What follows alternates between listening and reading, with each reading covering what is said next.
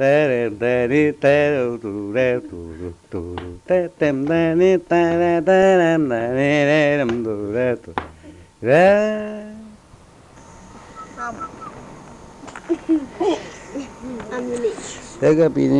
mandi peka vaya iya kaleya peka vaya iya knanya vaya peka. Nous sommes à Belém, au Brésil. Belém est la capitale de l'État de Pará. C'est la porte d'entrée de l'Amazonie. Je suis invitée ici pour présenter mon dernier film sur Pierre Perrault, qui est l'un des piliers du cinéma documentaire québécois. C'est la 2e édition du Festival écologue d'anthropologie visuelle à Belém.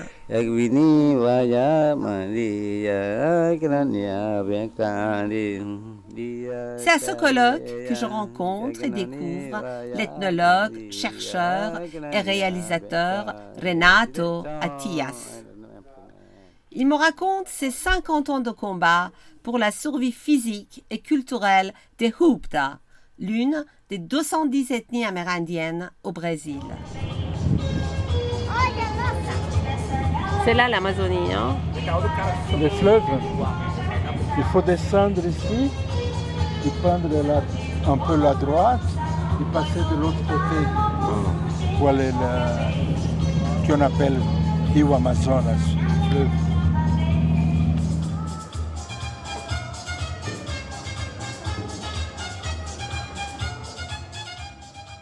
J'étais du côté des Indiens tout le temps. Ce que je me souviens, pratiquement toute ma vie, j'ai travaillé avec les Indiens jusqu'à maintenant. Je travaillais dans le sens que j'étais en train de soutenir leur lutte, de soutenir leur intérêt. C'est comme ça. À mesure que nous échangeons, j'écoute les histoires qu'ils me racontent sur la manière de vivre, sur les traditions, la mythologie et la philosophie des Hupta. J'ai envie d'en savoir plus sur ce peuple.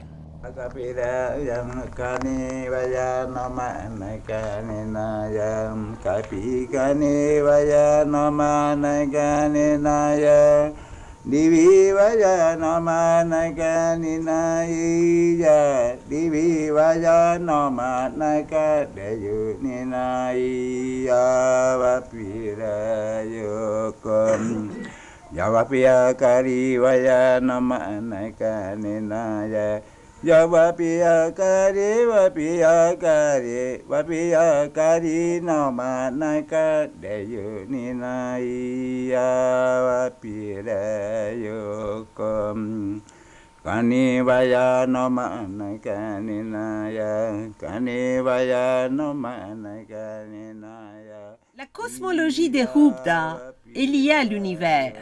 Il n'existe pas une séparation des ordres animal, végétal et minéral. La musique et les mots ont des pouvoirs transformateurs, souvent incompréhensibles pour nous qui vivons dans une société où la nature est complètement domestiquée. Tout cela me touche et me bouleverse. Plus j'écoute Renato Atias, plus je suis curieuse de découvrir le lien des Hupta avec l'univers. Le rapport des Hupta avec la nature me fait penser à celui des Sumériens et des Zoroastriens, qui ont influencé la civilisation perse, qui est la mienne. Pourtant, la Perse, mon pays d'origine, est bien loin de l'Amazonie. Peut-être que les traditions perses et Hupta proviennent d'une même source et d'un savoir très ancien.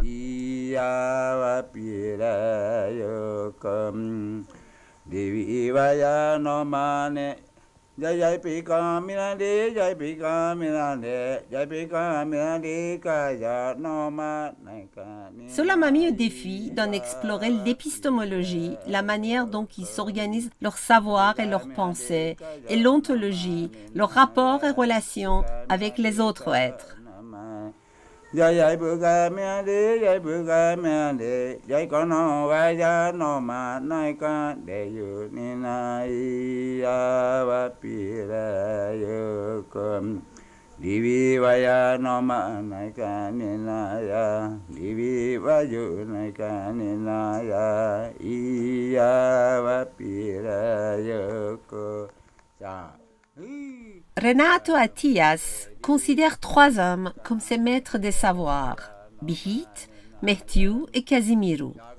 Ils appartiennent à 3 clans Hubda différents. Tous les 3 sont aujourd'hui décédés, mais ce sont eux qui lui ont appris la base de la cosmologie des Hubda.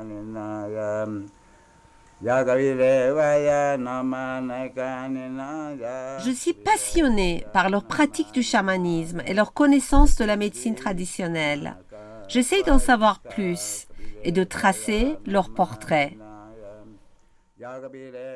À chaque échange avec Renato Attias, je découvre une civilisation, un peuple, un pays et des traditions. Je vais parler un tout petit peu à propos de la région du Alto Rio Negro dans l'Amazonie. C'est une partie importante du Brésil qui fait la frontière avec la Venezuela et la Colombie. Donc cette région-là, c'est du côté brésilien, c'est une région qui a plusieurs groupes indiens, surtout les groupes de langue tucano et les groupes de langue Hubda ou des langues Maku, comme parfois ils sont reconnus. Et le fleuve Rio Negro, c'est le fleuve qui donne le nom à cette région qu'on appelle Alto Rio Negro. Les Hubda, ils habitent dans cette région, qui c'est une région interfluviale du fleuve qu'on appelle Papuri, et l'autre fleuve qu'on appelle Chiquié. Donc les villages Hub sont dans cette région ici, hein, où il y a plus ou moins 35 villages de Hubda.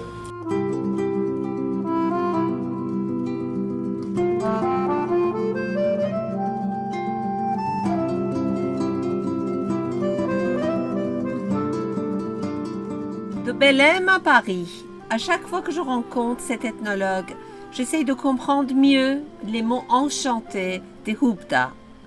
Ce professeur d'université au Brésil et en Europe essaye de m'apporter plus d'éclaircissements sur le lien des Hubda avec la nature et l'environnement, par ses explications et aussi par ses nombreuses publications et ses films ethnographiques.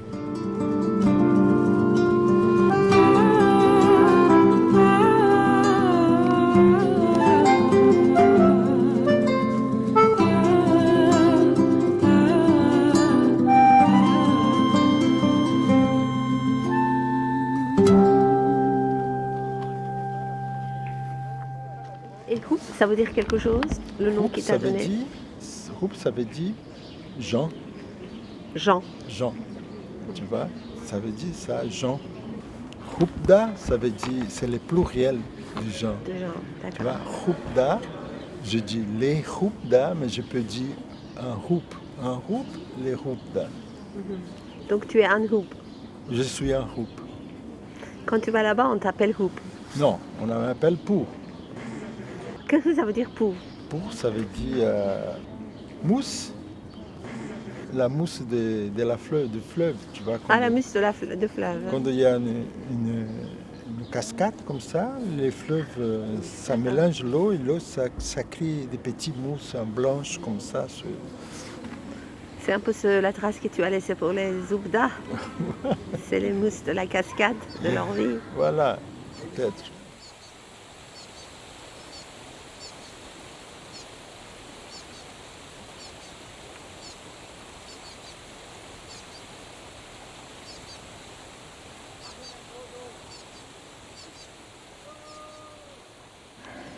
Renato, tu as consacré 50 ans de tes recherches, ta vie, pour sauvegarder la culture des Hubda et tu es inspiré par certaines personnes. Qu'est-ce qui t'attire le plus chez eux? Leur culture, Voilà. leur tradition chamanique, leur vie La pratique chamanique, ça m'a attiré chez les Hubda parce que la façon de regarder les autres, c'est toujours une compréhension, une relation naturelle, si on peut dire, mais aussi une relation supranaturelle avec les autres dimensions de vie, qui pour nous parfois c'est une vie non humaine, mais la humanité pour les Houpda, ça rentre tout. Ça rentre les animaux, les pierres, le lieu, la plante, les arbres. Ça c'est une chose fascinante d'un côté qu'on doit apprendre à comprendre que la humanité, ça représente l'ensemble de la nature, l'ensemble de l'environnement et tout ce qu'il y a dedans cet environnement, soit par-dessus ou soit à l'intérieur, en bas la terre, dans les fleuves, tout ce qu'on peut voir. Dans les relations entre ethniques dans cette région, les Houpda, ils appartiennent à une hiérarchie inférieure.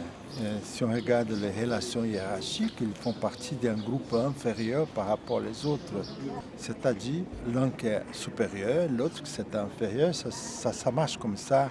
Et la relation égalitaire, c'est comme nous, occidentaux, que nous avons appris cette relation égalitaire, ça n'existe pas là-bas. On ne sait même pas vivre dans un système d'organisation sociale qui a ce rapport hiérarchique.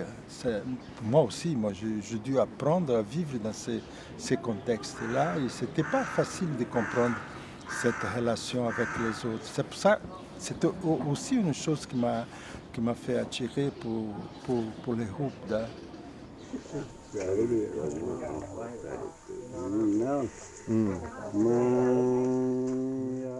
Renato Attias, dans son documentaire Fragment d'un journal de terrain qui a tourné en 1997, a filmé son ami Messias dans l'un des villages des Houpda.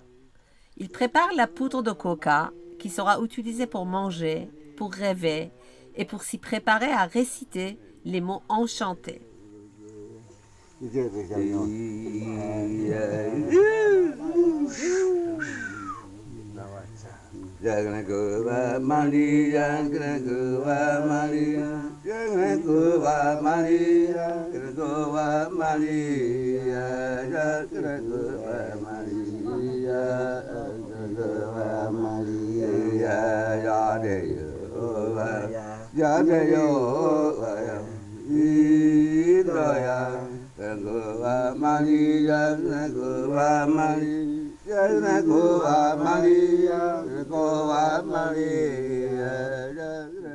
C'était en 1972, pendant la dictature militaire, que Renato Attias est arrivé chez les Houpda. Depuis, il a fait une thèse de doctorat en ethnologie, a mené des recherches scientifiques et a enseigné dans les universités brésiliennes et européennes. Avec les soutiens des institutions gouvernementales et des ONG, il a participé aux nombreux projets de développement. Avec les Houpda, il a formulé le début de création d'une graphie, un dictionnaire et une langue écrite pour ce peuple.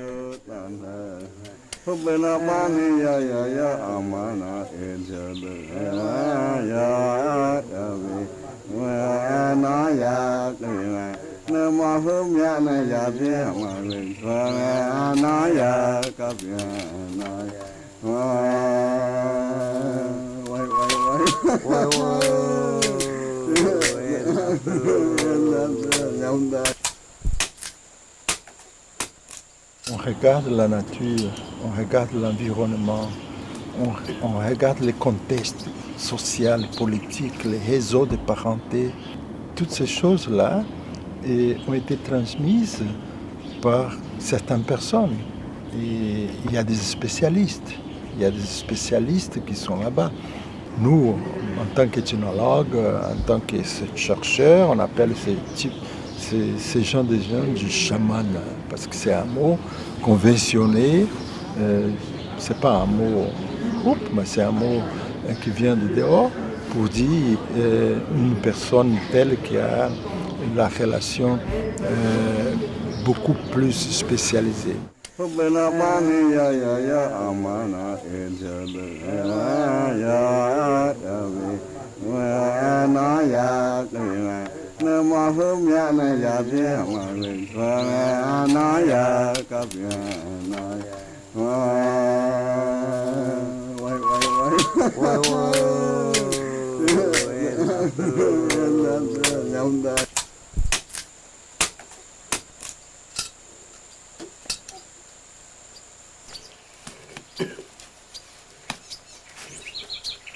Je vais parler de 3 personnes. Moi, je peux dire qu'ils ont été des collaborateurs de ma recherche. Parce que moi, je crédite tout ce que je sais à ces gens, à ces 3 personnes, à ces trois messieurs. Donc, j'ai passé pas mal de temps avec eux et qu'ils ont eu la liberté et ils ont eu la confiance de me parler de certaines choses et qui m'a fait aussi comprendre non seulement leur monde, la façon de se relationner avec cette humanité de ces mondes, mais aussi que moi je puisse regarder aussi les mondes où j'ai vu. Un des messieurs s'appelle Birit. Il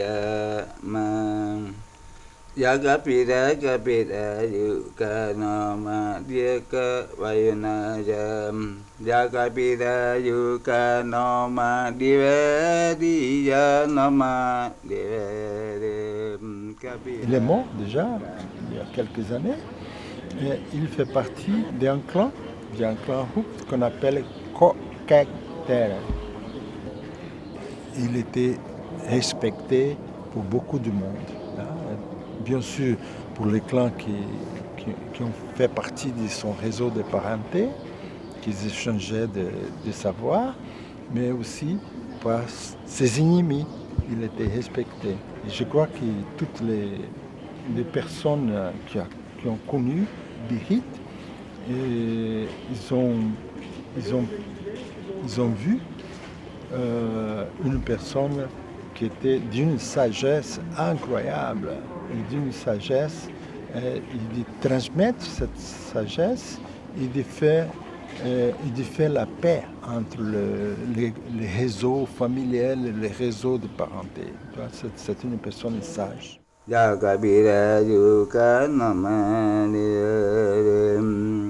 On appelle ce type de gens, on appelle Be'in. C'était celui qui fait la transformation des mots, parce que tout ce qui ça arrive là-bas, entre eux, c'est à partir de mots.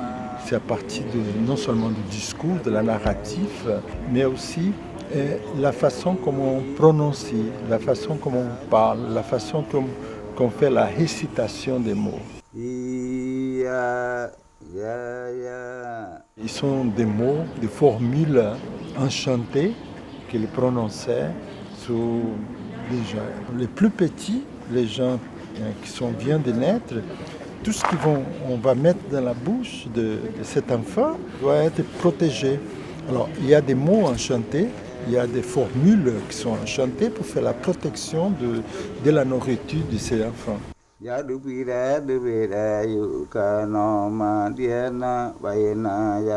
Jusqu'à 7 ans, il ne peut pas prendre n'importe quoi et mettre dans sa bouche. C'est sa mère, son père qui donne à manger. Et avant de donner à manger, ils vont faire une formule parce qu'avec la parole, on construit. Avec la parole, on fait la transformation de la vie. Avec la parole, on voit au-delà de la nature, si on peut dire comme ça. Pour avoir ces formules que j'appelle les formules d'enchantement, il faut connaître bien. Il faut connaître bien.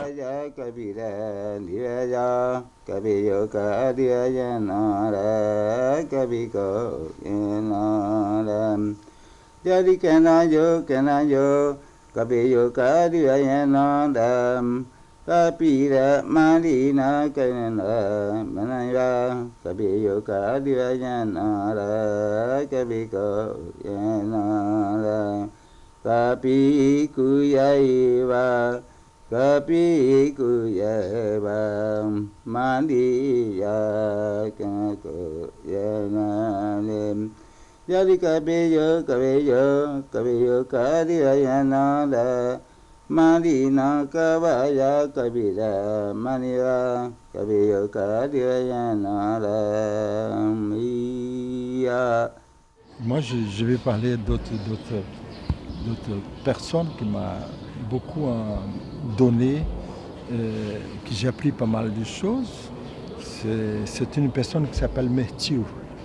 Mehtiu connaissait toute la partie et aussi tous les lieux de chasse, les lieux importants dans la forêt. Et avec son fils, Ago, aussi, moi j'ai appris pas mal de choses. Il m'a donné les moyens de connaître ce qu'on peut avoir dans le sens qu'on appelle les choses qui peuvent être empoisonnées. Et ça fait partie de la connaissance de la nature plus élargie, parce que quand on connaît les choses qui sont poisonnées, on a certains pouvoirs. On a les pouvoirs. Alors, si Ago, il connaissait pas mal de poisons, et évidemment, il avait beaucoup de pouvoir. Ce n'est pas une connaissance qui est massifiée et que tous les gens connaissent. Non, ce sont des spécialistes. Ce sont des personnes qui ont une relation spécifique et qui ont un ensemble de savoir. Et cet ensemble de savoir, c'est possible d'avoir aussi la transformation des choses, la transformation de la vie ou la transformation de la mort.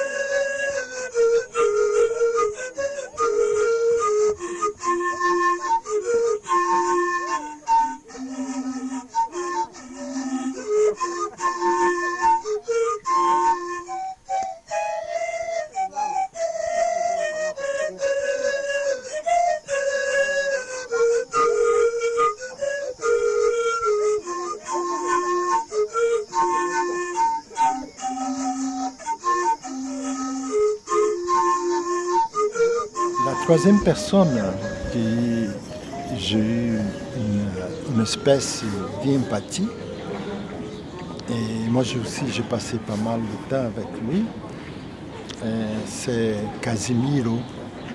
Et lui, il appartenait à un clan qui s'appelle Inderpur Tere. Et le clan Inderpur Tere, c'est un des premiers clans dans la hiérarchie, si on peut dire, dans la hiérarchie, on a des relations entre les clans Hope, les clans Inderpur. Ils sont les premiers. Casimiro, quand il était jeune, il était dans des internats des missionnaires. Mais il n'a pas réussi à finir les cours. Il parlait bien les Brésiliens, il parlait bien les gens. Il est passé pas mal de temps chez les missionnaires. Et ils étaient un des premiers groupes qui est passé à vivre dans les internats des missionnaires. Je crois qu'il n'a pas réussi. Peut-être les missionnaires ont mis dehors parce qu'il était vraiment quelqu'un qui disputait. Il était un guerrier assez fort. Pas exactement contre-courant, mais il était contre les choses qui venaient d'ailleurs, qui ne voulaient pas. Tu vois, contre tout ce que les missionnaires a posé, la façon d'interdire par exemple la langue, parce que lui, il connaissait les Brésiliens, il pouvait dire exactement aux missionnaires ce qu'ils ne voulaient pas. La sincérité des groupes dans des relations, elle est très très importante. Et ça, c'est une façon d'être groupe.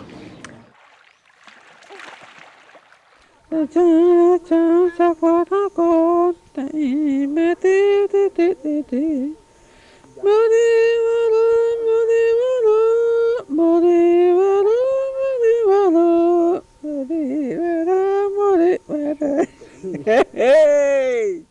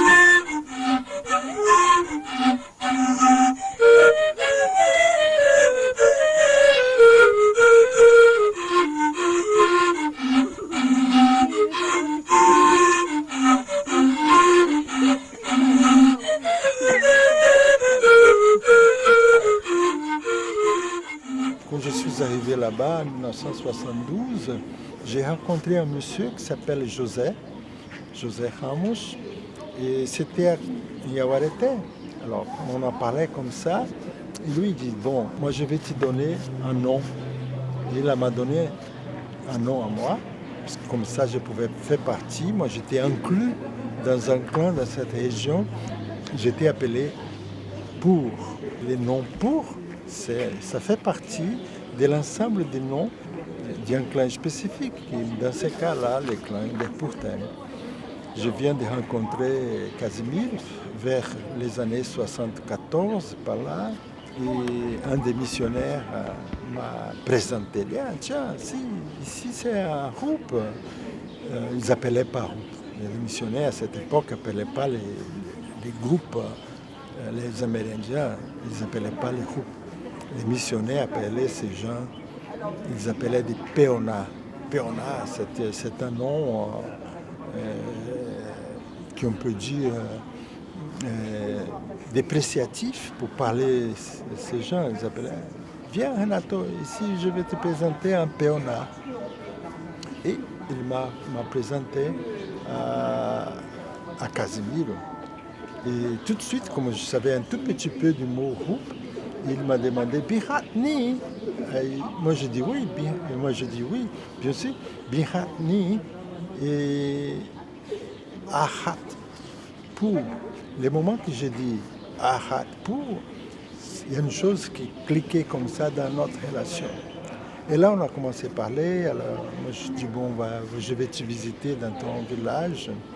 Il habitait dans un village à côté d'un autre grand village qu'on appelait Tonhayan. Et moi, je suis allé voir Casimiro.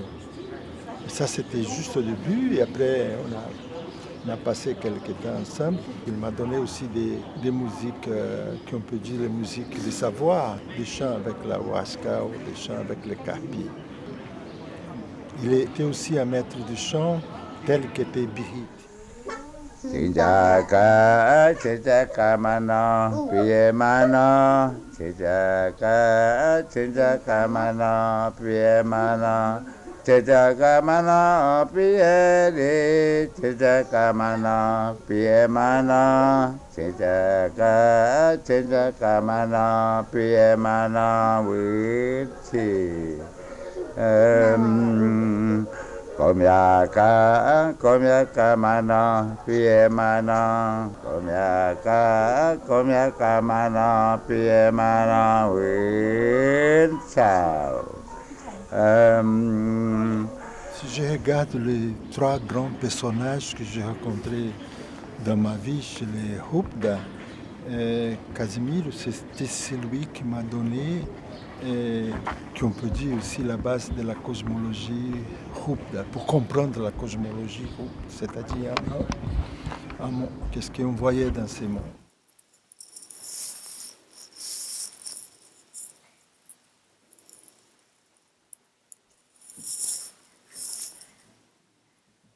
On vit aujourd'hui dans une couche qu'on peut appeler la humanité dans le sens général. La humanité qui inclut l'environnement, les choses, les minéraux, les végétales, tout ça, ça fait partie de l'humanité. Et la relation principale de la personne, groupe, avec cette humanité, c'est que nous avons qu'on appelle des deux substances. Une force qui s'appelle Hawang et l'autre force qu'on appelle Bhaktip. Le corps qu'on appelle le Cha, il existe parce qu'il existe ces deux forces qu'on est là. Hande hande ka nika samimba hande hande nya nika samimba hande hande ka nika samimba himbak baca mag mai tu ni tu kanya ani nika samimba. L'équilibre de cette substance, ça fait qu'on est bien. C'est-à-dire qu'on peut dire qu'on est dans ces concepts de bien-être. J'utilise ces concepts-là, mais de bien-être.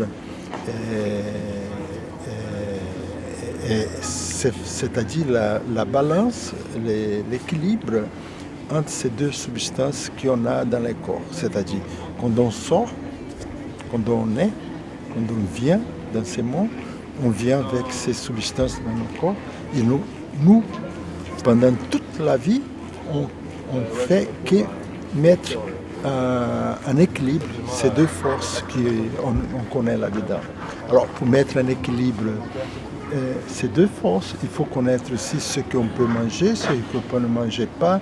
On connaît aussi ce qu'on peut voir, ce qu'on ne peut voir pas. On connaît aussi ce qu'on peut parler ou qu'on ne peut parler pas. Ayub sapa di jamian do macane ti mamai ni phumaya mamai ni phumaya jamian do macane ti. Il existe une force qu'on appelle Hawang, une des forces vitales. Et c'est Hawang, elle est dedans de notre corps depuis qu'on est né. On reçoit ces Hawang au moment qu'on reçoit le nom de la cérémonie d'illumination. Les Hawang, il n'y a pas une traduction. Parfois, ils traduisent comme l'âme, mais c'est aussi une partie de l'anatomie, parce que les cœurs aussi, ils appellent aussi Hawang.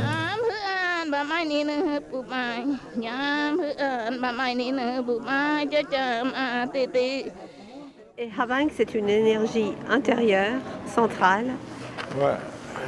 Et c'est pas, c'est une énergie qu'on a dans notre corps. C'est central ou pas, c'est pas central, tu vois. L'essence, c'est qu'elle doit être en relation avec les Bhaktip. Et Bhaktip, c'est Bhaktip, c'est la force, c'est une énergie qui toujours, elle peut provoquer un déséquilibre si on ne sait pas faire les choses. Tu vois? On peut dire, en général, ils disent que les Bhaktip, c'est notre fantôme. Okay? Notre fantôme. Notre fantôme, parce que chaque personne, il y a les Bhaktip, il y a les Hawang.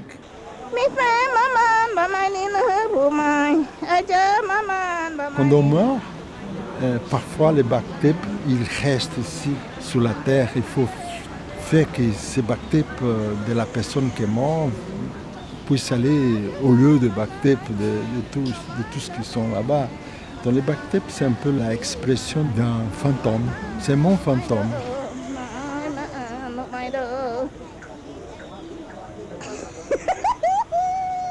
Moi, j'ai appris pas mal de choses dans le sens de faire l'équilibre de ces deux forces.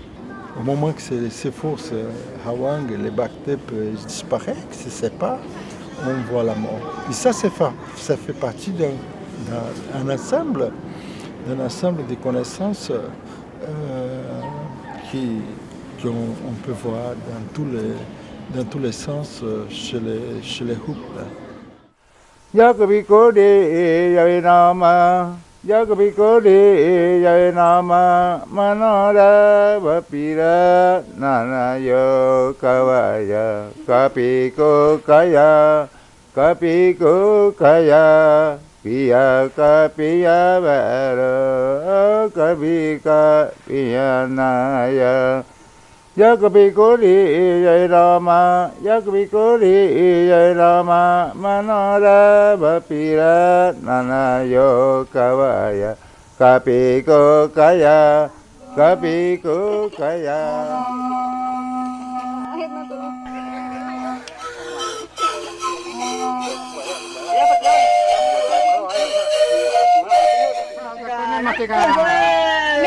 Mesti boleh mesti kau masuk ke benar puas tak kau ni yang dipastikan. Kau masuk lagi ni, kemahalan kau pastikan, kau pastikan dalam bulan dipastikannya, tak boleh.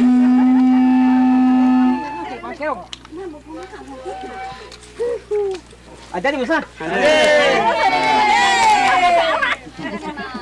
Terima kasih.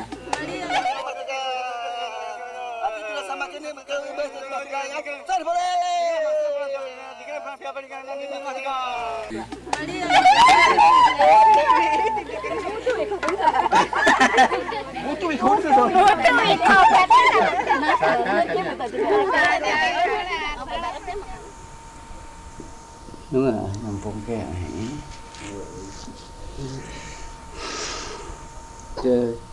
kia cái bên này bia cá và ia cái nó nha và bia cá. Tu m'as dit que Bihit t'attendait pour mourir. Est-ce qu'il savait qu'il allait mourir?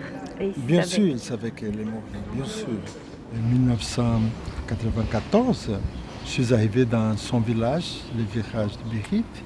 J'ai passé là-bas juste pour voir. Je dis à mes collègues qu'on restait au bord du fleuve, bon, je dis, je n'ai pas à Pondé, parce que moi je vais voir Bihit. Je suis arrivé là-bas, j'ai rencontré son fils. J'ai dit, José, Bihit il est là? Non, il m'a dit, bon, Bihit il est mort. Non, moi je suis en train d'écouter qu'il chante là-bas dans son hamac. Non, Bihit est mort, alors j'arrive là, dans sa maison, et Bihit effectivement était dans son hamac, en train de chanter. Kia cái bên này bia cá và ia cái nó nha và bia cá ni gupi và ma ia cái nó nha bia cá ni. Je dis Bihit, je suis là, Renato, parce qu'il était aveugle à ces moments-là, il ne pouvait pas voir. Il m'a demandé, tu es bienvenu? Oui, je suis bienvenu. Tu n'as pas de maladie? Non, je n'ai pas de maladie. Et tu as du tabac? Oui, j'ai du tabac. Au sens, ça, ce genre de questions, c'est toujours comme ça parce que les groupes, parfois, quand ils rencontrent quelqu'un, ils font exactement les mêmes questions. Si on est bien arrivé, si on n'a pas la maladie, et si on a du tabac. Moi, je dis, moi, j'ai tabac, moi, je vais bien fumer ma dernière cigarette avec toi.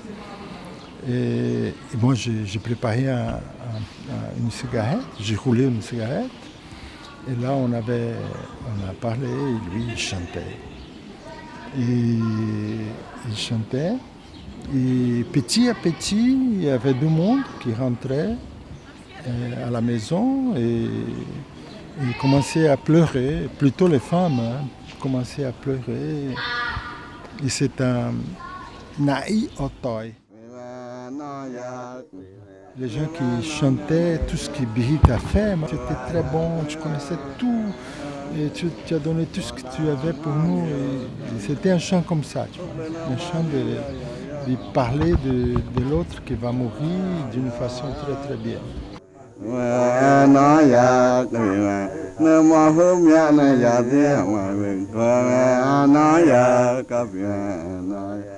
là, moi j'ai senti qu'elle allait mourir. Même si je disais, bon, moi je peux prendre mon bateau, il est à côté, moi je peux prendre Bihit, on peut amener à l'hôpital. Elle dit non, c'est pas la peine. Et à ce moment, moi j'ai vu que les gens sont en train de mettre Bihit dans une pirogue. Parce qu'une façon de l'enterrer, c'est prendre la pirogue, couper la pirogue mieux, et on enferme comme une boîte comme ça. Bihit était comme ça. Dans une position fétale. Et là, ils ont mis tout ce qui s'était des appartiens de Bini, ceux qui appartenaient à Bihit. C'était la mac, c'était tout ce qu'il avait. Il était là-dedans et aussi un peu de farine de manioc pour les voyages, des tapiocs, des bijoux, des galettes à manioc, des galettes à cassave, tous. Ils mettaient là-dedans et après ils ont fermé. Ils ont fermé et ça c'était déjà vers, je sais pas, c'était déjà à nuit.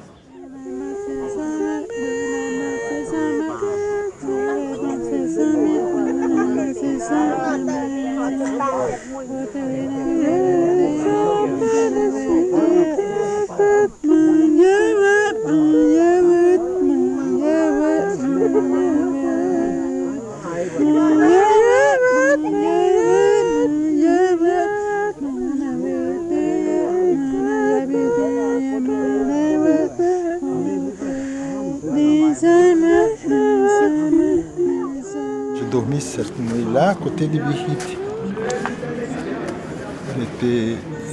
Elle était là. Moi j'étais sur mon hamac.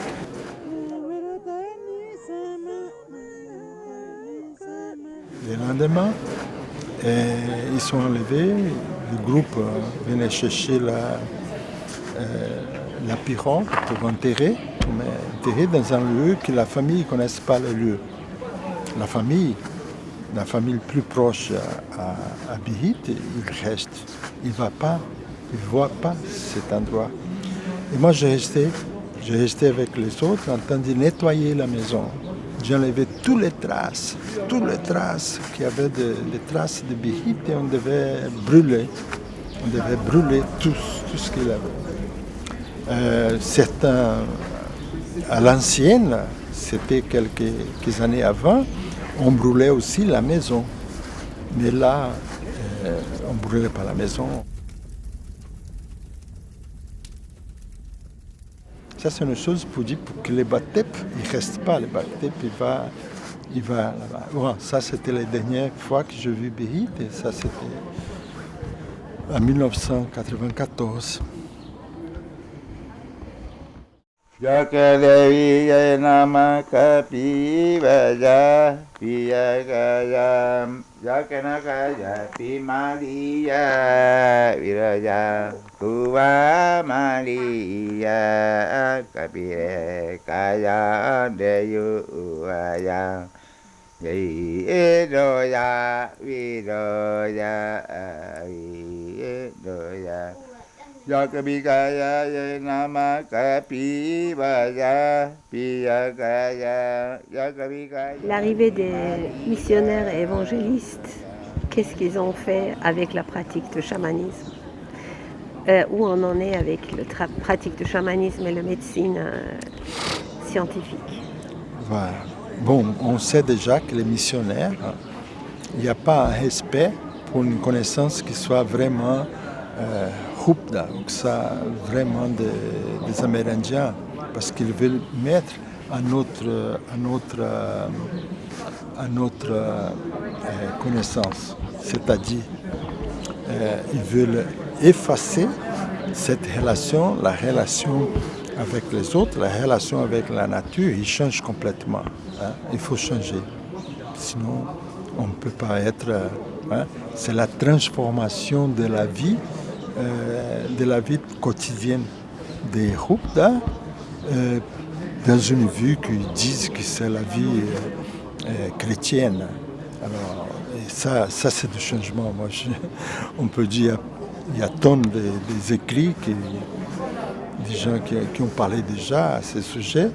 Et je crois qu'à ces moments, nous sommes dans une situation assez déplorable parce que les missionnaires, ils sont là et ils sont là pour rester. Ils veulent la transformation totale de la conception de vie des Hupda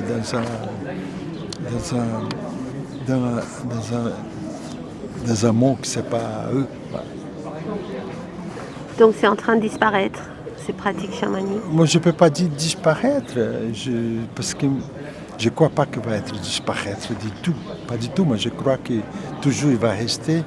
Mais moi je dis que c'est en train d'être transformé dans une autre chose. Et ça, on voit parfois les intérêts des jeunes. Yari kana yo kana ko piriko ya inare kana peri ve kana majana madi kana da ya madi ya kana ko ya inare yari kana yo kana ko piriko ya inare Ena peri kana majana madi kapira pireko yaina de kana ko yaina de iya ya ve no voilà. Les mots enchantés des Hupda me font penser aux trois principes fondamentaux des Zoroastriens: les bons pensées, les bonnes paroles et les bonnes actions. Les Hupda, comme les Sumériens et les Zoroastriens, ont un respect particulier pour les éléments essentiels de la vie. Ils ont un lien fort avec la nature, avec l'air, l'eau, la terre, le vent et le feu. Un lien que nous avons oublié. Et ce peuple d'Amazonie nous propose une autre manière de vivre et nous permet de porter un autre regard sur notre univers pour créer un monde meilleur demain.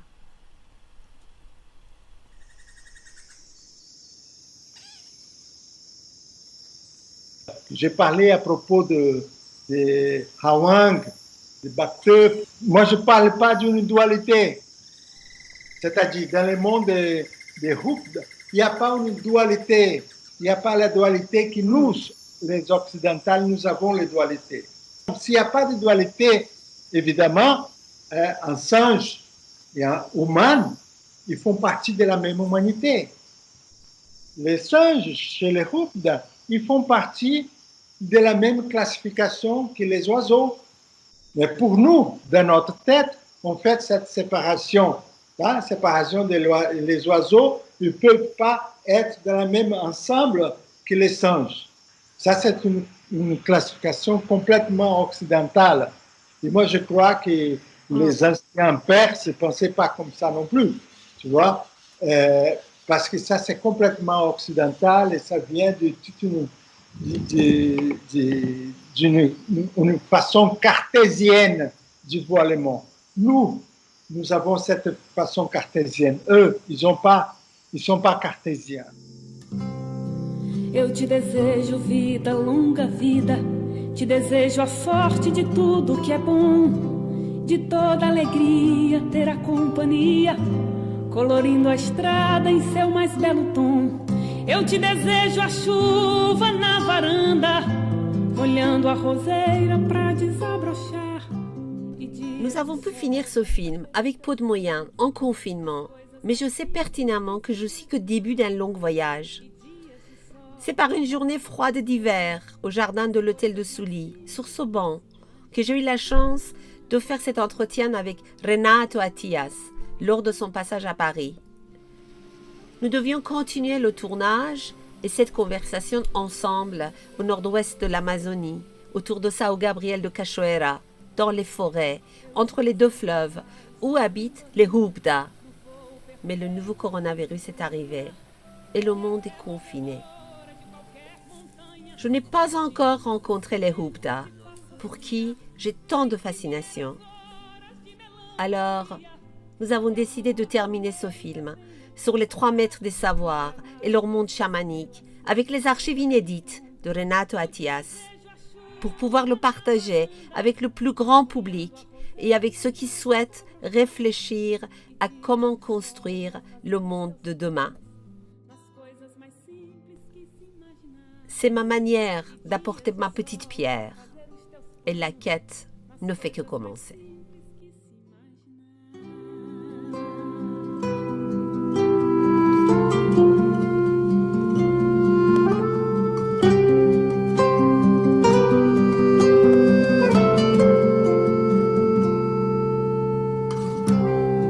Eu te desejo a paz de uma andorinha no voo perfeito contemplando o mar, e que a fé movedora de qualquer montanha te renove sempre, te faça sonhar.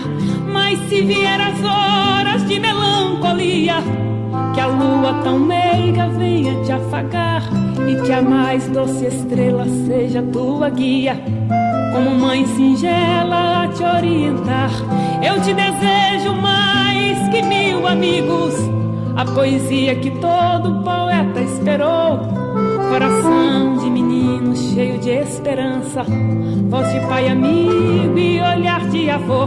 Eu te desejo muito mais que 1000 amigos, a poesia que todo poeta esperou, coração de menino cheio de esperança, voz de pai amigo e olhar de avô.